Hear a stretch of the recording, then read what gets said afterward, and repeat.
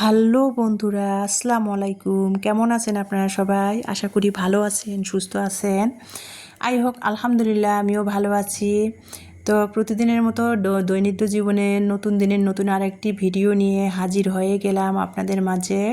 আমার ভালো লাগাগুলা একটু একটু করে ক্যামেরা বন্দি করে নিয়ে আমার প্রিয় আপু ভাইয়া আমার দর্শক বন্ধুদের মাঝে শেয়ার করার জন্য চলে এসেছি। তো এই যে শুরুতেই কিন্তু আমি আর কি মানে রেল বাজার চলে আসলাম। আর রেল বাজার যাইতেই না কালীতলা, আমি কালীতলা দিয়েও যাই অনেক সময়, ভিতরের রাস্তা দিয়েও যাই। তো মানে কালীতলা যাইতেই আর কি রেল বাজার যাইতে অনেক মন্দির পড়ে আর কি, বড় বড় সেখানে মন্দির আর কি।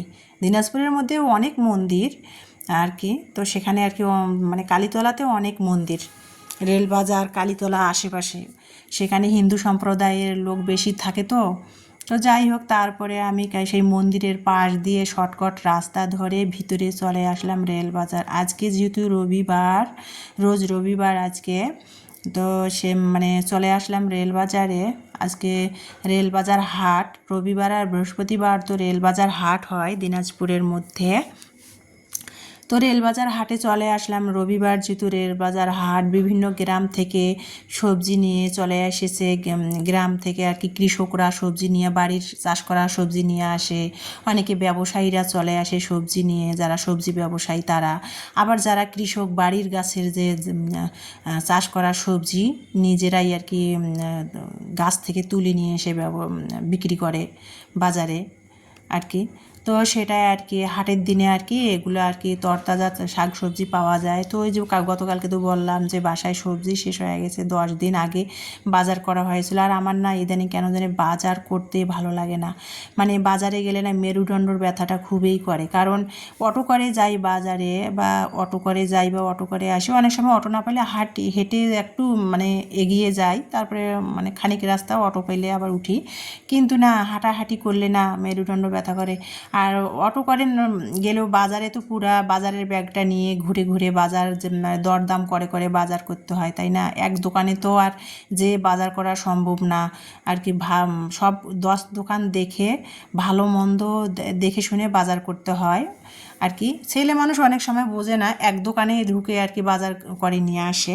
কিন্তু আমরা মেয়েরা যারা, তারা কিন্তু 10 দোকান ঘুরে ঘুরে দেখে তারপরে কিন্তু বাজার করি। বাজারটাও যাতে যেন ভালো হয়, 2 টাকা যেন সেপও হয়। মেয়েরা কিন্তু সবসময় এই দিকটা ভাবি, ছেলেরা কিন্তু এটা ভাবে না। তো আমারও আবার সেই অভ্যাস, পুরা বাজারটাকে ঘুরে ঘুরে দেখবো কোথায় ভালো তরতাজা শাক সবজি পাবো, আর মানে 2-4 টাকা কমে পাবো, সেটা আমি আগে দেখি। আর সেজন্য না বাজার যেদিন করে বাজার যাই সেদিন করে না আমার মেরুদণ্ডর ব্যথাটা প্রচণ্ড করে আর কি। তো যাই হোক, সেদিন করে আবার আমার মেডিসিন খাওয়ার লাগে। সবসময় মেডিসিনটা খাই না, মানে সেদিন করে আর কি মেডিসিনটা আমার নেওয়ার লাগে। তো যাই হোক, যেটা বলতেছিলাম, আর এমনি তো বাসায় আর কি আমি রেস্টে থাকি। যেদিন করে ধোয়া মশাটা বেশি হয়, সিঁড়ি উঠানামা যখন বেশি পড়ে, সেদিন আর কি মেরুদণ্ডটা ব্যথা হয়। তাছাড়া এমনি রেস্টে থাকলে মেরুদণ্ড অতটা ব্যথা করে না, ব্যায়াম করি। তো যাই হোক, যেটা বলছিলাম, অনেক তো বকবক করলাম, নিজের কথাই বলতেছি। এবার বাজারের সম্পর্কে বলি। বাজার করলাম, বাজারে এত দাম রে ভাই, তরকারি শাক সবজি মরিচের, কাঁচা মরিচের প্রচুর দাম বাজারে। আদা রসুন পেঁয়াজ, যেমন পেঁয়াজ 60 টাকা 55 টাকা, যেখানে কম পেলাম দরদাম করে 55 টাকা করে রসুন পেঁয়াজ নিয়ে এসেছি 1 কেজি। ইলমার বাবা ঈদের মধ্যে 5 কেজি দেশি পেঁয়াজ আনছিল, সেটা শেষ হয়ে গেছে। আবার আল্লাহ বাঁচায় পাতে রাখলে ইলমার বাবা যদি 5 তারিখে আসার কথা আছে, তাহলে আবার 5 কেজি পেঁয়াজ একেবারে বেশি করে নিয়ে আসবো।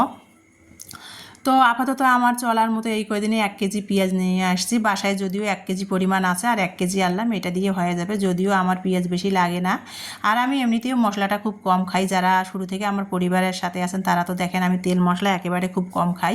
আর তরকারির আইটেমগুলো বেশি রান্না হয় না, 1-2টা তরকারি রান্না করি, সেক্ষেত্রে তেল মশলা তো কমই লাগার কথাও, তাই না? তো যাই হোক, এই যে কচুরমুখী নিলাম আমি, কেউ বলে কচুরমুখী, কেউ বলে কচুরছড়া, যাই হোক নাম বিভিন্ন, কিন্তু জিনিস একটা। 30 টাকা করে কেজি। একটা ব্রেড নিয়েছি 50 টাকা আর কি, হোয়াইট ব্রেড। তারপরে আম নিয়েছি 80 টাকা, 100 টাকা করে আম চাচ্ছিলো, পরে দরদাম করে আম নিলাম। এটা নাকি বাড়ি ফল আম নাকি কী দোকানদার বললো, সেই আমটা নিয়েছি। আমটা আর কি 80 টাকা চাচ্ছিলো, পরে 60 টাকা করে আমটা নিয়েছি। মানে কোনো দোকানে 100 টাকা বলতেছিল, কোনো দোকানে 80 টাকা বলছিল, দরদাম করে ঘুরে ঘুরে দরদাম করে 60 টাকা করে আমগুলো নিলাম, 3 কেজি আম নিয়েছি। তারপরে আমি অন্য অন্য বাজারগুলো করেছি সেটা তো দেখলেন, আম, কলা, কাঁকরোল, চিচিঙ্গা, ঝিঙ্গা, কচুর ছড়া, লাল শাক 2 আঁটি লাল শাক নিয়েছে 20 টাকা, একটাই 10 টাকা করে নিয়েছে। তো যাই হোক বাজারগুলো কিন্তু দেখলেন কিভাবে বাজারগুলো করে নিয়ে আসছি। তারপরে এই যে এখানে তারপরে আর কি সকালে আর কি নাস্তা অফ ক্যামেরাতে খাওয়া হয়েছিল, আপনাদের সাথে নাস্তার ভিডিওটা শেয়ার করলে না আমার আজকে 1 ঘন্টার ভিডিও হয়ে গেছিলো জানেন আপুরা। 1 ঘন্টার ভিডিওটাকে আমি কিন্তু কাট সাট করে এডিটে কিন্তু মানে মেনটা আমার ডেলি লাইফের বোঝানোর স্বার্থে আর কি মানে 13 মিনিট 18 সেকেন্ডের ভিডিও বানিয়েছি। 1 ঘন্টা ছিল আজকের ভিডিওটা। তো 1 ঘন্টার ভিডিও তো কোনো আপু ভাইয়ারা, আমি যদি মিলিয়ন আমার সাবস্ক্রাইব হয় তারপরেও তো আপনারা কখনো 1 ঘন্টার ভিডিও দেখবেন না, তাই না? সবারই সময়ের মূল্য আছে। তো যাই হোক মানে তারপরেও কিন্তু 1 ঘন্টার ভিডিওটাকে আমি কাট সার্ট করি মেন আমার ডেইলি লাইফের বোঝানোর স্বার্থে কিন্তু আমি 13 মিনিট 18 সেকেন্ড আজকে ভিডিও বানিয়েছি। তো প্লিজ আপুরা আমার ভিডিওটা অনেক কষ্ট করে এক হাত দিয়ে কিন্তু ক্যামেরা ধরে মোবাইল ধরে আমি এক হাত দিয়ে ভিডিও বানাই। প্লিজ আপনারা যেমন কষ্ট করে ভিডিও বানান, যেমন কষ্ট লাগে ভিডিও বানা, কাজ করে ভিডিও বানা, এডিট করা, ভয়েস ওভার করা, সেরকম অন্যেরও কিন্তু ওই কষ্টটা হয়, সেটা কিন্তু বুঝেন আর কি। তো ধৈর্য সহকারে ভিডিওটা দেখবেন, টেনে প্লিজ দেখবেন না, এটা আপনাদের কাছে আমার রিকোয়েস্ট। আমি কিন্তু যাদের পরিবারে যাই ভিডিও কিন্তু কখনোই টেনে দেখি না।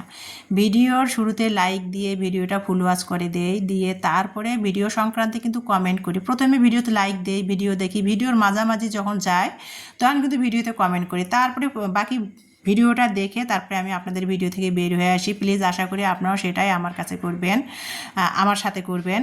আর একতরফায় কিন্তু কোনো কিছু হয় না, ভালোবাসা যদি পেতে চান ভালোবাসা কিন্তু দিতে হবে, তবেই তো ভালোবাসতে গেলে ভালোবাসা আগে দিতে হয়, তারপরে ভালোবাসা পেতে হয়।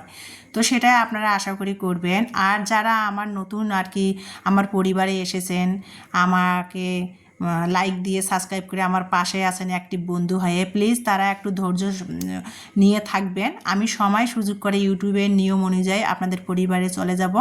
আপনারা আবার সেই অপেক্ষাটা না করেই যেন সাবস্ক্রাইব কেটে নিয়েন না। সাবস্ক্রাইব কিন্তু করে, সাবস্ক্রাইব কাটলে কিন্তু এটা আপনাদের জন্য ক্ষতিকর, আমার জন্য ক্ষতিকর। আপনারা একটু ধৈর্য ধরবেন, ধৈর্য ধরে থাকবেন। সময় সুযোগ করে কিন্তু আমি আপনাদের পরিবারে চলে যাব, আপনাদের পরিবারে যে অ্যাক্টিভ বন্ধু হয়ে থাকবো আর কিন্তু। যাই হোক আপনারা একটু ধৈর্য ধরে থাকবেন। তো যেটা বলতেছিলাম আর কি, তো আমি এই যে তারপরে আর কি অনেক বকবক করতেছিলাম। আমি কিন্তু তেলাপিয়া মাছ ফ্রিজ থেকে বের করে ভিজিয়ে দিলাম, প্লেট বাটিগুলো ধুয়ে নিলাম, তারপরে মাছটা ভালো করে ধুয়ে বরফ ছাড়িয়ে তারপরে লবণ হলুদ মরিচের গুঁড়া মাখিয়ে মাছটা ভেজে নিলাম। এখন ভাবলাম যে বাজার থেকে কচুর ছড়া নিয়ে আসলাম, যে সেই কচুর ছড়া আর কি দিয়ে মাছ রান্না করবো। আর আমি কিন্তু কচুর ছড়া দিয়ে মাছ রান্না করলে না আগে আর কি কচুর ছড়াটা আমি কেটে ধুয়ে নিই, একটু ধুয়ে নিয়ে আবার না পানি দিয়ে একটু ভাপাই নেই। মানে কচুর ছড়ার মধ্যে খেয়াল করে দেখবেন কচুর ছড়ার মধ্যে কিন্তু একটু লোট মানে একটু বিজলি টাইপের থাকে। আমার মা সবসময় বলে ওইটা ফেলে দিতে হয় ভাপায় একটু, নাহলে ওইটা নাকি সহ খেলে বুক যেতে ধরে, মানে বুক খিচা ধরে আর কি, কাশি, বাচ্চা কাচ্চার কাশ নাকি হয়। তো সেই কচুর ছড়ানোর লোট একটা ভাব থাকে না, বিজিল, সেটা কিন্তু ভাব দিয়ে ফেলাই দিতে হয় পানিটা।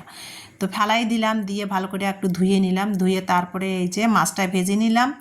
আর তরকারিতে যে আমরা রেগুলার মশলাগুলো দিই, আদা বাটা, রসুন বাটা দিয়ে থাকি, জিরা ধনিয়ার গুঁড়া, হলুদ মরিচের গুঁড়া, সেগুলাই দিয়েছি আর কি। রেগুলার মশলা যে মশলাগুলো আমরা মাছের মধ্যে ব্যবহার করে থাকি সেই মশলাগুলো দিয়ে মশলাটা কষিয়ে নিয়ে তারপরে ভাপিয়ে রাখা কচুর ছড়াটা দিলাম, দিয়ে তারপরে কষিয়ে নিলাম। আর অপর সাইডে কিন্তু আমি গরম পানি করে নিয়েছি আর কি। আর কচুর ছড়ার মধ্যে আর কি আমি সবসময় রান্না করলে গরম পানিটা দিয়ে থাকি, যদি হাতে সময় থাকে। আর সময় না হলে কিন্তু আমি কচুর ছড়ার মধ্যে সবসময় গরম পানিটা দিই, তাড়াতাড়ি হয়ে যায়। ঠান্ডা নর্মাল পানি দিলে না আবার জিনিসটা সহজে সিদ্ধ হইতে চায় না।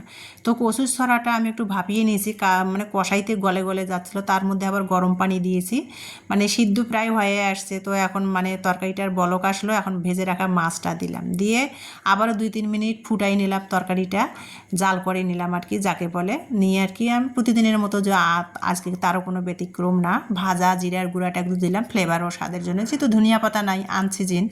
আর কচুর তরকারির মধ্যে কিন্তু ভাজা জিরার গুঁড়া দিলেও ভালো লাগে। তো সেটা দিলাম, দিয়ে তরকারিটা আমি তেলাপিয়া মাছ দিয়ে কচুর ছড়া আর কি রান্না করলাম। কেউ বলে কচুর ছড়া, কেউ বলে কচুর মুখী, যাই হোক রান্না করে নামিয়ে নিলাম। সেটা তো দেখলেন কিভাবে রান্না করলাম। আর আমরা তো সবসময় কাঁচামরিচের তরকারি খাই। তো ফ্রিজে ফ্রোজেন করা কাঁচামরিচ 5 কেজি কাঁচামরিচ মানে কিছুটা আস্ত রেখে দিয়েছি, আর কিছুটা আমি সিদ্ধ করে ব্লেন্ড করে রেখে দিয়েছি। তো সারা বছরে আমি সেটাই খাই। মরিচের দাম যখন বেশি চড়া যায় তখনও আর কি গায়ে বাজে না, তো সেটাই করে নিয়েছে। আর এখানে আমি লাল শাকটা নিয়ে আসছি, 2 মুঠা লাল শাক 20 টাকা নিয়েছে, মানে একজনের ভাত খাওয়া হবে না, এতটুখানি লাল শাক রান্না করে হয়েছিল। তো যাই হোক, শাকটা খাওয়ার পর, রান্নাটা খাওয়ার পর তো ভয়েস ওভার করতেছি, তাই সেজন্য বলতেছি। তো শাকটা আমি কিভাবে ভেজে নিলাম, 4-5টা রসুনের কোয়া, 2টা দেশি পেঁয়াজ, তারপরে 4-5টা কাঁচামরিচ কেটে দিয়ে শাকটা আমি কিন্তু তারপরে সরিষার তেল দিয়ে মরিচ পেঁয়াজ রসুন ভেজে নিয়ে একটুখানি লবণ দিয়ে তারপরে কিন্তু আমি সেই ভেজে নেওয়া রসুন পেঁয়াজের মধ্যে আমি শাকটা দিয়ে দিলাম। আর শাকটা কিন্তু আমি ধুয়ে কেটে বেছে ধুয়ে রেখে দিয়ে আগে মাছটা রান্না করে নিয়েছি। আধা ঘন্টার মতো পানি ঝরাই নিয়েছে শাকটার মধ্যে, পানি ঝরে গেছে। তারপরে এখন শাকটা আমি কাঁচায় তেলানি করলাম, যাতে যেন শাকটার আর কি পানিটা যে আছে না, পানি ঝরে গেছে, আর পানিটা যেটুখানি শাকের যে কাঁচা পানিটা বের হবে ওই পানির মধ্যে শাকটা সিদ্ধ হবে। আর লাল শাকের মধ্যে পানি ফেলাইলে তো ভিটামিনটা সবে চলে যায়। দেখেন শাকটার মধ্যে এক ফোঁটা পানিও আর বের হলো না, যে শাকের যে কাঁচা পানিটা বের হয়েছে ওই পানির মধ্যে শাকটাও সিদ্ধ হয়েছে। শাকটা দেখতে কত ঝরঝরা হয়েছে দেখেন। অনেক সময় না লাল শাক কিন্তু ভর্তা ভর্তা হয়ে যায়, তো আজকের শাকটা অনেক ভালো ছিল, পানিটাও বের হয় নাই। আর শাকটা রান্না করার আগে আধা ঘন্টা আমি ধুয়ে পানি ঝরাতে দিয়েছিলাম। তো আজকে দুপুরে লাল শাক ভাজি আর কচু দিয়ে কচুর মুখি দিয়ে তেলাপিয়া মাছ রান্না করেছি। মেয়েদের অলরেডি খেতে দিয়েছি, মেয়ে খেয়ে নিয়েছে। ইমানের যেহেতু আগামীকালকে পরীক্ষা আছে, তো এখানে আমি এখন খাবো, তো সেটাই একটু ক্যামেরাবন্দি করে নিচ্ছিলাম। আমার ডেলি লাইফের ভালো লাগা দৈনিক জীবনের আর কি সিম্পলভাবে খাওয়া দাওয়া। তো এই যে সেটাই রান্না করে নিলাম, ক্যামেরাবন্দি করে নিয়ে এখন এই যে খাবার বসেছি। এখন বাজে দুপুর 3টা। বাজার গুছিয়ে কাটা বাছা রান্না করা ধোয়া মোছা বন্ধুরা জুলুম হয়ে যায়। তো 3টা বাজে এখন আমি খাবার বসেছি, আগে রান্না করে মেয়েকে খেতে দিয়েছি। তো ইলমাও স্কুলে গেছে, ইলমাও চলে আসবে, তো আমি খাচ্ছি দুপুর 3টা বাজে। তা দুপুরের খাবার খেতে খেতে আপনাদের মাঝ থেকে বিদায় নিব। সবার সুস্বাস্থ্য কামনা রেখে আজকে ভিডিওর মাঝ থেকে বিদায় নেব। সবাই ভালো থাকবেন, সুস্থ থাকবেন, পরিবার পরিজনকে নিয়ে নিরাপদে থাকবেন। আমার ভিডিওটি দেখার জন্য সবাইকে অসংখ্য অসংখ্য ধন্যবাদ। আমার নেক্সট ভিডিও দেখার সবাইকে আমন্ত্রণ জানিয়ে বিদায় নিচ্ছি। আল্লাহ হাফেজ।